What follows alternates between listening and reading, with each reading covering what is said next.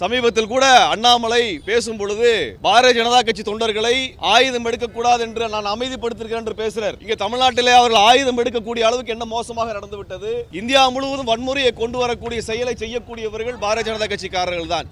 அண்ணாமலைக்கு நாங்கள் சொல்லிக்கொள்ள விரும்புகிறோம் என்னவென்றால், நீங்கள் ஆயுதத்தை தூக்க வேண்டாம், நான் அமைதிப்படுத்துகிறேன் என்று சொல்லுகிறீர்கள். முடிந்தால் தூக்கி பாருங்கள். தமிழ்நாடு எப்படி பதில் சொல்லும் என்பதை வரலாறு சொல்லி இருக்கிறது. இது வடநாடு கிடையாது. இது இந்துத்துவ அமைப்புகள் ஆக்கிரமிக்கக்கூடிய அல்லது இந்துத்துவ அமைப்புகள் இங்கே இந்த மண்ணை கட்டுப்படுத்தக்கூடிய அரசியல் தமிழ்நாட்டில் கிடையாது. பாரதிய ஜனதா கட்சியினுடைய அண்ணாமலை, அர்ஜுன் சம்பத், எச் ராஜா போன்ற நபர்கள் எல்லாம் தமிழ்நாட்டில் வன்முறை விதைக்கின்ற வகையில் தொடர்ச்சியாக பேட்டி அளித்து வருகிறார்கள், பேசி வருகிறார்கள். தமிழ்நாட்டில் ஜனநாயக அரசியலை உங்களுக்கு என்ன கோரிக்கை இருக்கோ அந்த கோரிக்கையை பேசுங்க.